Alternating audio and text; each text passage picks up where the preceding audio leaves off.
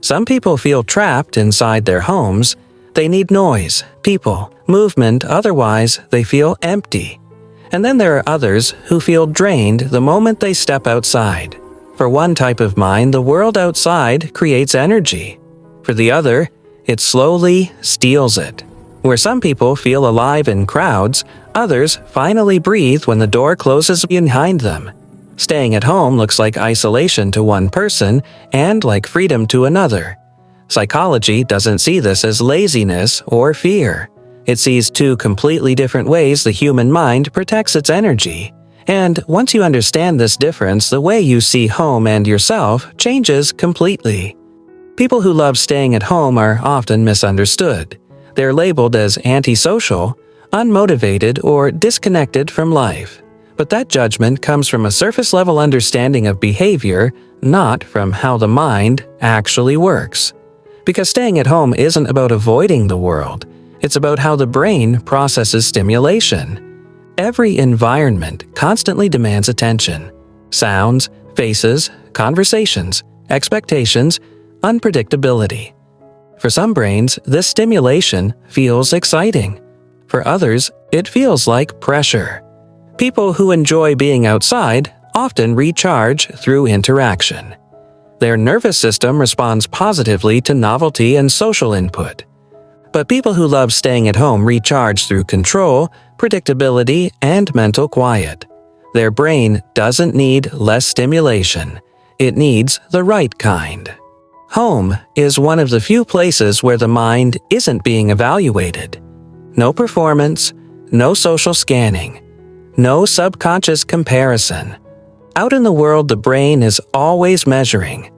How should I respond? How do I look? Am I doing enough? Am I fitting in? For some people, that background processing never turns off. And over time, it becomes exhausting. Home removes that pressure. That's why staying at home often feels like relief, not boredom. It's where the mind finally stops defending itself. Another reason people love staying at home is autonomy. Outside environments are built around rules, schedules, and social expectations. Even casual outings require adjustment timing, appearance, energy management. At home, effort is intentional, not demanded. You choose when to speak. You choose when to think. You choose when to act. That sense of control creates psychological safety. The brain relaxes when it knows nothing unexpected is coming. No interruptions. No forced reactions. No emotional labor. This doesn't mean home lovers lack ambition. In fact, many of them are deeply goal-oriented. They just prefer internal progress over visible movement.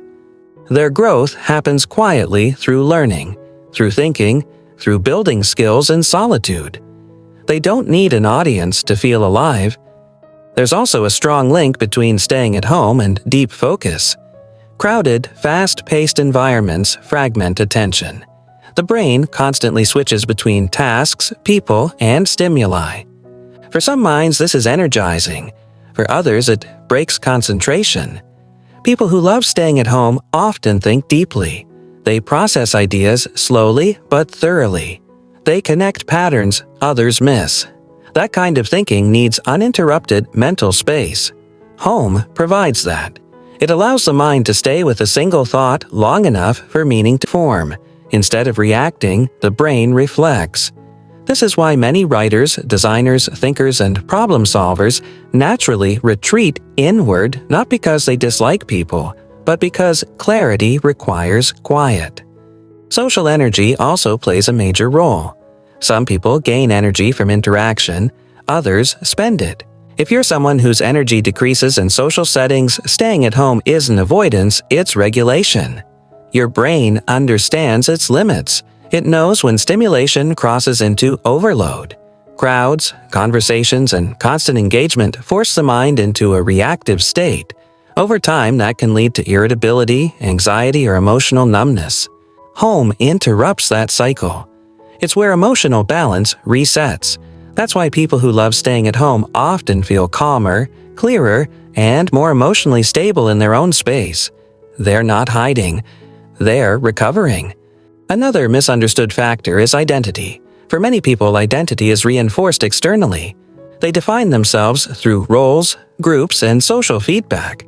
But people who love staying at home often have an internally anchored identity. They don't need constant validation to feel real. Their sense of self doesn't collapse when they're alone. In fact, it often becomes stronger. They know who they are without mirrors. That internal stability makes solitude comfortable instead of threatening. Some people also associate staying at home with safety because of past experiences. Maybe public environments felt overwhelming.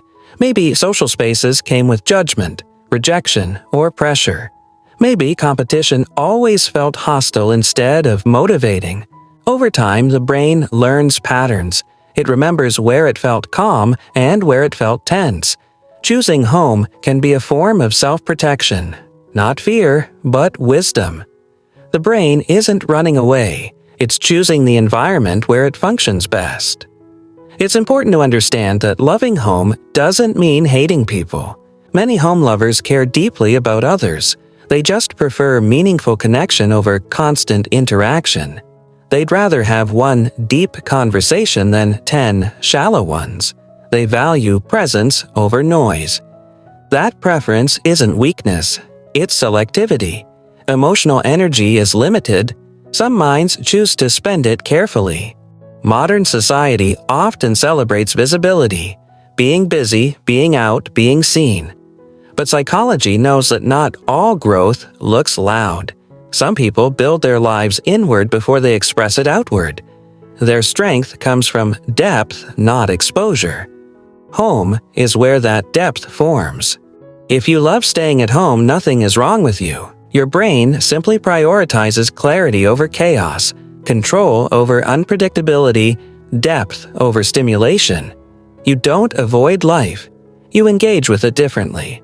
And once you stop comparing your energy to people who recharge in crowds, you stop feeling like something is missing.